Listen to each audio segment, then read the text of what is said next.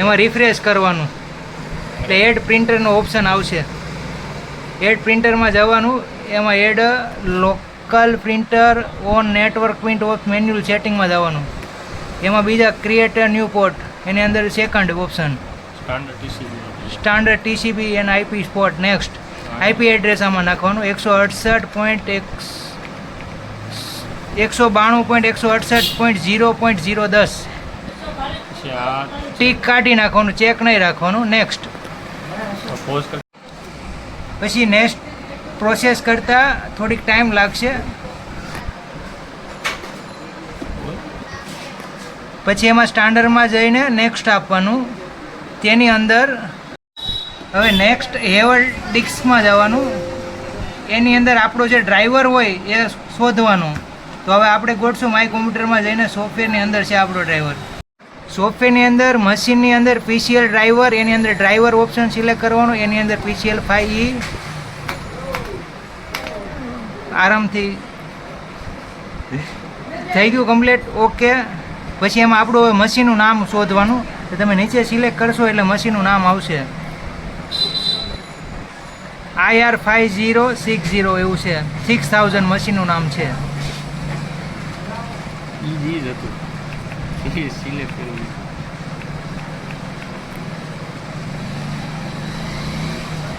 કયું છે ભાઈ? 6000.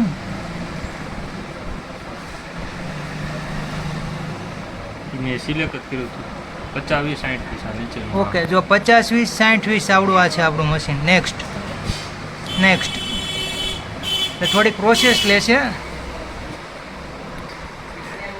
પછી નેક્સ્ટ આપવાનું. નેક્સ્ટ ફિનિશ એટલે આપણું અહીંયા પ્રિન્ટર દેખાડશે. કંટ્રોલ પેનલમાં જવાનું.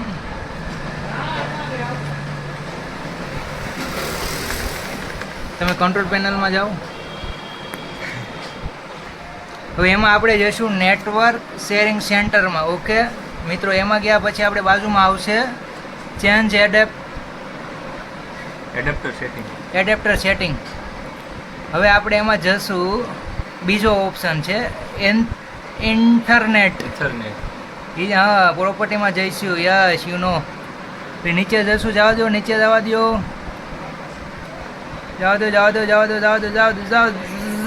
પછી આપણે 4 વાળા ઓપ્શનમાં જાવ. ઇન્ટરનેટ વર્ઝન 4માં જવાનું. હવે એમાં આપણે નીચે use the following IP address નાખશું. 192.168.0.10. ને જો મિત્રો તમને આઈપી એડ્રેસ ખબર ન હોય તો તમારા મશીનમાં ચેક કરવાનું રહેશે. અને અહીંયા એક નંબર 5 નંબર ઓછા નાખવાના. 10 નાખ્યા હોય તો 5 નાખવાના, અને 5 નાખ્યા હોય તો 10 નાખવાના. ઓકે આપવાનું. ઓકે થઈ ગયું. હવે તમારે કંટ્રોલ આરમાં જઈને ચેક કરી શકશો. એકવાર રાઈટ ક્લિક કરીને ડિસેબલ અને અનેબલ કરવાનું. અનેબલ ડિસેબલ થયા પછી કંટ્રોલ R કમાન્ડ આપવાનો. એમાં લખવાનું આપણે મિત્રો આ રીતના પ્રિંગ પેસ 192.168.0.t લખશો એટલે પછી ઓપન કરશો એટલે તમારે આ રીતના એક બોક્સ ખુલશે. એમાં જો લેન કેબલ કમ્પ્લીટ થઈ ગયો છે વર્કિંગ. તો આ રીતના લખાઈને આવી જશે એટલે તમારું થઈ ગયું કમ્પ્લીટ સેટઅપ. ત્યારબાદ મિત્રો network scan gainer version 2.3 install કરવાનું રહેશે. એમાં આપણે એનું સોફ્ટવેર આવે છે ઇન્સ્ટોલ કર્યા પછી મિત્રો તમારે સ્ટાર્ટ મેનુમાં જવાનું. સ્ટાર્ટ મેનુમાં જવાનું. ત્યાં છે ને તમને નેટવર્ક સ્કેન ગેર લખેલું આવશે. એની ઉપર આ બીજા ઓપ્શન સિલેક્ટ કરવાનો.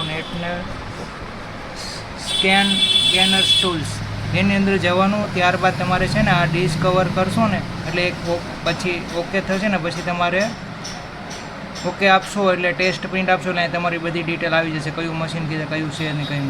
પછી એક્ઝિટ આપવાનું. એડવાન્સ સ્કેન ઓફ PDF ફ્રીવાળું ઓપ્શન ચાલુ કરવાનું. એમાં જશો એટલે અહીં સ્કેનનું ઓપ્શન આવશે. એમાં આપણે આજે અત્યારે કર્યું એની ઉપર ક્લિક કરવાનું. ઓકે આપશો. પછી મશીનની અંદરમાં જઈ સ્કેન કરશો. સિલેક્ટ ઓપ્શન એટલે પછી અહીં સ્કેન કરશો એટલે તમારું કામ ચાલુ થઈ જશે.